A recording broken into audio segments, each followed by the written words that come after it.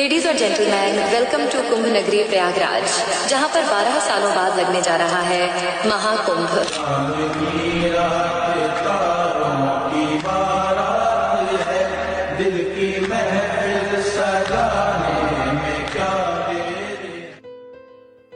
તમે જોઈ શકો છો એમ રાત્રિના વાગે છે 10 અને અમે ગુજરાતથી પ્રયાગરાજ યાત્રા કરીને પહોંચ્યા છીએ। અહીં રાત્રે જવાનું કારણ એ છે કે ભીડથી બચી શકાય અને શાંતિથી સ્નાનનો આનંદ માણી શકાય। જો તમે પણ અહીં આવવાનું વિચારી રહ્યા હો તો શક્ય હોય તો રાત્રિ પ્લાન કરજો, જેથી તમારો અનુભવ પણ અમારી જેમ સરળ અને આરામદાયક બની રહે। આપ વિડીયોમાં જોઈ શકો છો એ મુજબ ગાડી પાર્કિંગમાં રાખી અને લગભગ 8 થી 10 કિલોમીટરની વોકિંગનો આરંભ કર્યો છે। ગંગા, યમુના અને સરસ્વતીના પવિત્ર સંગમ સ્નાન માટે આગળ વધી રહ્યા છીએ। અડધી રાત્રે પણ અહીં એટલા બધા લોકોની ભીડ છે કે દિવસ દરમિયાન તો પગ મૂકવાની જગ્યા પણ ન હોય। આખા પ્રયાગરાજનો નજારો દીવાની જેમ પ્રકાશથી ઝળહળતો દેખાય છે। અત્યારે અમે ઓવરબ્રિજ ઉપરથી પસાર થઈ રહ્યા છીએ, જ્યાંથી અમૂલ્ય દ્રશ્ય જોવા મળે છે। નીચેના ટેન્ટ પણ ખૂબ આકર્ષક લાગે છે અને જાણવા મળ્યું છે કે એક રાત રોકાવાનો ખર્ચ લગભગ લાખ રૂપિયા આસપાસનો છે। આ યાત્રા ખૂબ જ રોમાંચિક રહેવાની છે, તો આ યાત્રાનો લાભ લેવા માટે તમે અંત સુધી જોડાઈને રહેજો। અને જો તમે અમારી YouTube ચેનલ પટેલ પ્રવાસીમાં નવા છો તો સબસ્ક્રાઈબ કરવાનું ભૂલશો નહીં।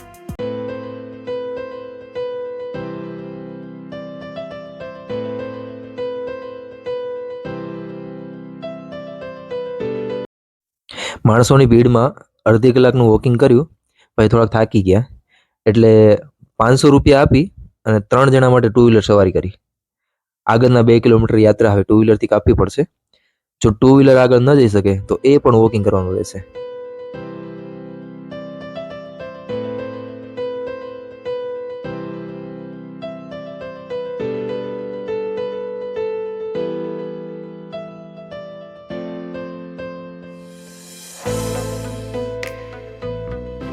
ચાલતા ચાલતા આ મજા ન લેવાત। બાઇક ઉપર જઈએ છીએ એટલે તારાઓથી ટમટમતી નગરી, એનું જે આહલાદક દર્શન તમે જોઈ શકો છો।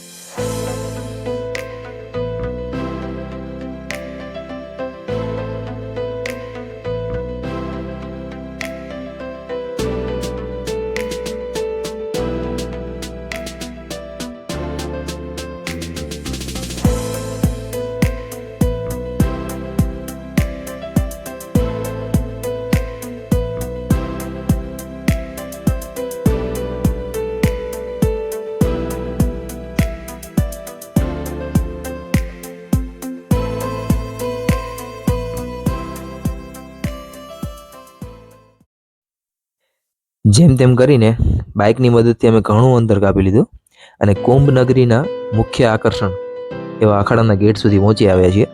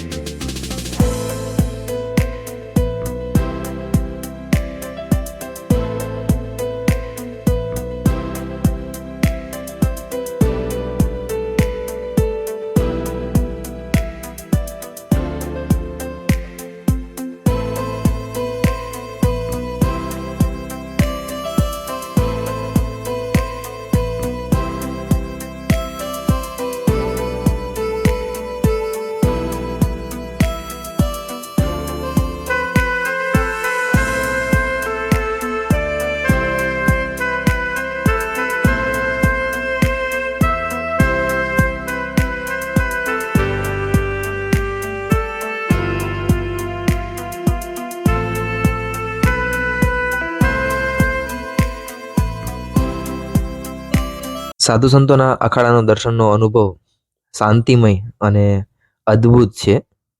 પ્રયાગરાજમાં પૂરા સન્માન અને ભક્તિભાવ સાથે સાધુ સંતોની ઉપસ્થિતિનો અનુભવ કરવો એ ભવ્ય અનુભવ છે. અખાડામાં વિવિધ સાધુ સંતોના તપસ્યા અને અધ્યાત્મના શ્રેષ્ઠ દર્શન થાય છે. તેમની જીવનશૈલી, સાધના અને વિવેક એ આધ્યાત્મિક ઉર્જા સાથે પરિચિત કરાવે છે. અખાડાના સાધુઓના દર્શન વખતે તેમના ચહેરા પરની શાંતિ અને પ્રવૃત્તિઓ જોઈને માનસિક શાંતિનો અહેસાસ થાય છે.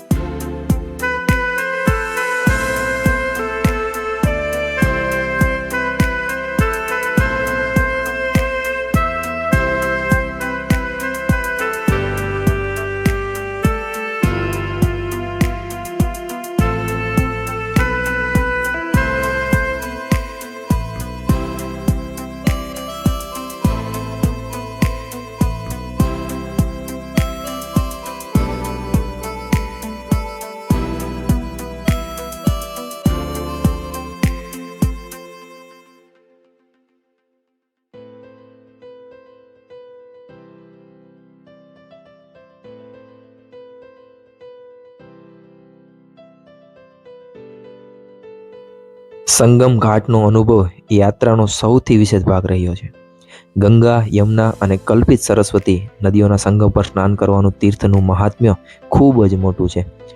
શાંતિભર્યું વાતાવરણ અને નદીના પ્રવાહની મધુર ધ્વનિ સાથે ઘાટ પર વિતાવેલો સમય મનને તાજગી અને આનંદ આપે છે.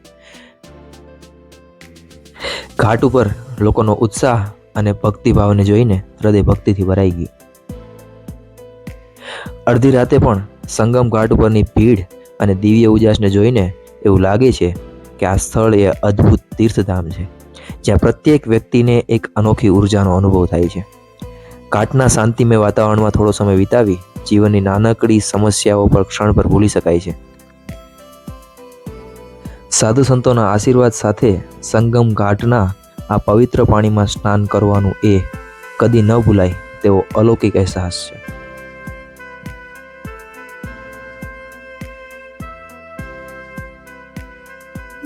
144 વર્ષ પછી આવેલા આ મહાકુંભમાં મેં તો ડૂબકી લગાવી લીધી, તમે પણ લગાવી લેજો હો. જોજો મોકો ચૂકાઈ ન જાય. યાત્રાના આવા જ વિડીયો જોવા માટે અમારી ચેનલને લાઈક, શેર અને સબસ્ક્રાઈબ કરી લેજો. અને હા, બેલ આઇકન ચાલુ કરવાનું ભૂલાઈ ન જાય હો. અને વિડીયો કેવો લાગ્યો એ કમેન્ટમાં જરૂરથી જણાવજો. હર હર ગંગે.